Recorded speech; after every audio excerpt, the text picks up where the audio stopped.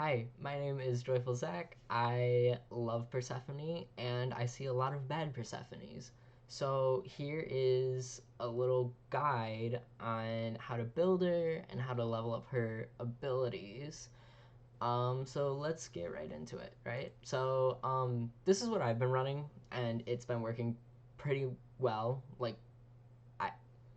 I, this is pretty much what I run on almost every mage this season. Um, so starter wise, right, you're really gonna be getting this restored artifact. You'll pretty much never run out of mana. It helps you clear so much. It's really good on Persephone because she never runs out of mana. She can constantly throw out her plants. Healing, mana pot. You could also get a multi pot. I like the mana pot because any healing that I'm missing out from getting a multi pot, I can just heal with my two. And then once you get enough gold, or once you get 900 gold, you can always get Shoes of Focus. Um, you always want to get Shoes of Focus first over Chronos Pendant. Without the extra mobility, she really is a sitting duck. And I know you're probably like, but she has a whole jump. The jump isn't that far. It can, like, a lot of jumps in this game can go over walls very easily. Hers can't. Like, hers has to go over a very few I'm messing up my words. It can only go over a very few words, and if you go and try and jump over a wall and it's not if it if and it's too big, you won't be able to. You'll just it's like think Neath backflip. Like Neath can't flip over walls, but when she hits a wall, she just kind of like slides down. It'll kind of do the same thing, right? So you want boots so that way you can escape, right? And then Chronos Pen, it just really helps. You can have out as many, pretty much infinite plants. It They didn't need to buff this item. Well, kind of. They kind of sucked. Anyways, Divine Runes here, just if there's healers. I personally get Charon's Coin instead. So that way I can start stacking that because the passive on it's really good, in my opinion. Uh, the extra 8% movement speed is really nice when you're trying to run around when your jumps down.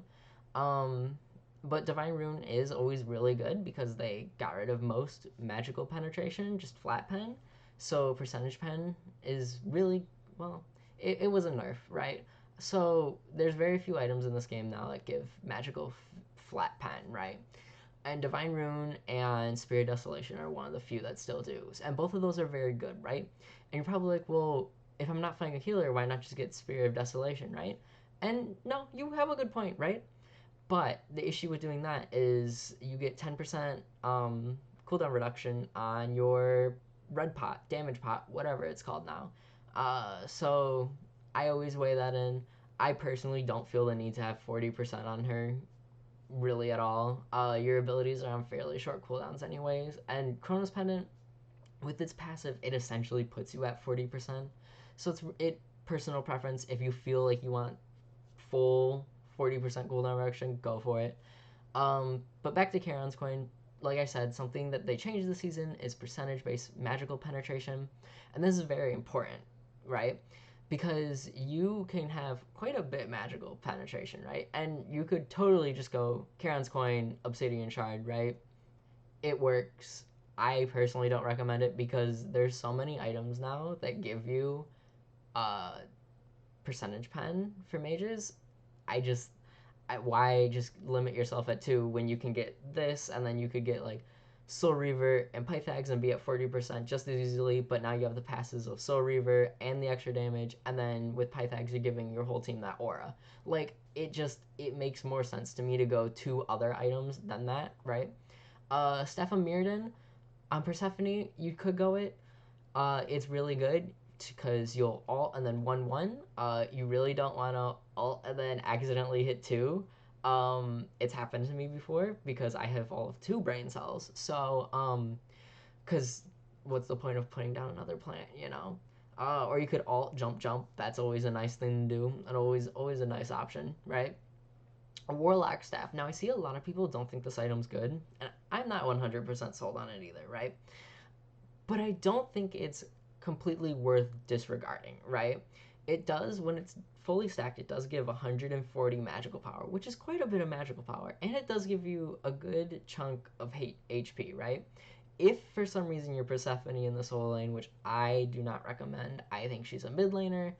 Um, you could always get this. Or personally, if you feel like you have a lead and you want to really like solidify that, I don't think this is a bad option to go into. Um, I think, but you have to stack it. You can't. You have to be able to stack it. If you're not going to be able to stack it, there is no point to getting this item. I'm gonna be completely honest with you. Also, the tier two of this item, garbage. It's pretty much worthless. Yeah, I don't like. You could start with it, but don't, because you one are lacking potions, right? You have no sustain with that build. Um, okay, I'm not gonna go into that. It's just not good. Don't start it.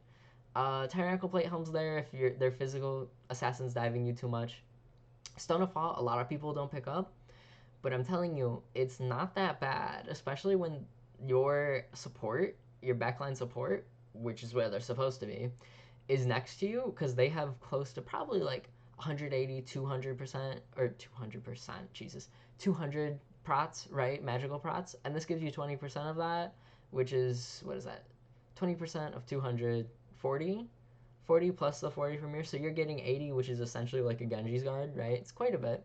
Magi's cloak, of course. I only put two relics here. I don't I don't know what other relics you would get on her. Like, I guess if they really have no hard CC, you could always get sprint.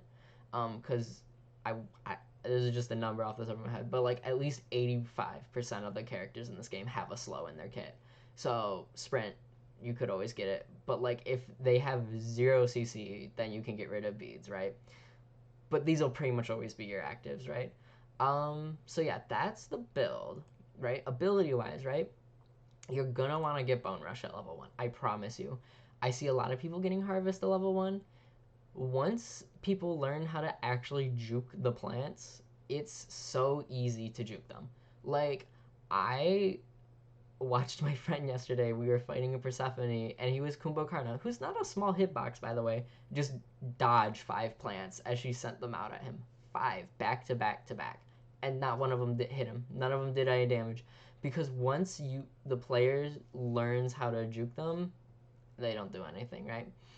Also, something to do at level 1, hurry up and buy your items, run out of that base, and throw down, use Bone Rush twice, and get the little seeds out there, right? And once you have the seeds out, then you just back. And you're going to want the seeds on your side of the lane, right? So that way, as you're walking up, you can trigger them, right? And what this does is it gives you a little bit more of lane pressure where you're kind of lacking at level 1. Her level 1 isn't super strong. She really starts to become strong around level 2, level 3. But yeah, that's just what I would do. It's really helpful to do that. You would just back, and then you have the speed boost from Fountain to speed buff, and it works out much better. In level 2, you could, honestly, if you're getting pressured, get Flourish. It like you're gonna be lacking in so much damage, but it's better than you dying, you know. But I personally always get Harvest. If you do the thing like I said to do at level 1, you won't be pressured. I promise you, unless they have two very high pressure characters like Merlin and like I don't know Neja or Fenrir or something, you know, or Thanatos, right? So I always get Harvest at level 2, right? So at level 2, right, you're going to be going to go clear your red buff. Mid laners, please go clear the red buff. I promise you, nothing bad will happen to you. You can leave the lane to go get the red buff, okay? So what you're going to do is you're going to walk up to it. This is how you're going to clear it as Persephone. I'll probably make a quick little video on it just because it's probably not something people really know what to do, right? So you're going to walk up to it right as you walk into it, right as you enter the radius of the red buff. You will put down 2 plants right next to each other or as close as possible, right? Then you will walk up, you will start hitting it, right? But make sure you don't trigger the plants with your auto attacks, right? And you're going to use your 1 on it, right? And after 4 seconds, the plants will sprout and they'll become the bomb ones, and you'll back up. And then as you're autoing the red buff, the AOE auto at the end, right? It will trigger and it will explode the plants, and that's really what you want, right? Because then she has really good buff clear, right? She like compared to some mages, right? Like she can do it just fine, right? Level 3, I always recommend Flourish. There is no point not to. Um, because you have decent wave clear with these 2 abilities, right? So this is just for an added layer of safety. Then you're gonna max out Bone Rush. You're gonna make sure you get Grasp of Death. This is probably one of the best ultimates in the game. And then, like I said, max out Bone Rush. Put another point into Harvest. Grasp of Death. Finish Bone Rush. Harvest. Harvest. Grasp of Death. Harvest. Flourish. Flourish. Grasp of Death. Flourish. Flourish. Grasp of Death. Right. Um, that's pretty much how I level her. I don't see a point in maxing the two first. I really don't. Maybe if you're in like arena, it might be better, right? Or maybe even joust. It probably would work in both those game modes because they're in a lot slower area. Ignore that voice crack. They're in a lot slower, smaller area, right? So it's probably going to work out a lot better, and you're probably going to be able to hit those plants a lot easier. Also, this is all being done before the next patch, 2.3 or 2.4. I don't know. The one without Baba Yaga that I kind of thought would have it because it's called like Grim Omens or whatever. It was just really awkward. Um, but yeah, after this, maybe you'll want to start leveling the two. Honestly, it could come down to personal preference. Whatever you feel the need to do, go for it. I'm not gonna stop you. I'm not gonna police you on it. You do you. Um, Something about our passive, right? If you're ever just sitting there and you have nothing to farm, which very unlikely, right? And you have some plants down, just throw down the two and harvest it instantly, right? Not only do you heal back HP, but for every seed you have over 25, right? You gain 3 gold, which you're probably like, wow, 3 gold? Stop it, right? But what is it, like 3? I gotta do some quick maths, right? So, what was it, like 16? 16, 17 seeds? After 17 seeds, that's an extra potion, right? Yeah, 17. 15 times 3, that's 45. And then, yeah, so 17, right? Which is super helpful. And plus, you'll have your passive, right? Another thing a lot of Persephones I see that they don't do is you can cancel your passive. When you get resurrected, you just right click and it cancels it. It doesn't say it anywhere on the screen.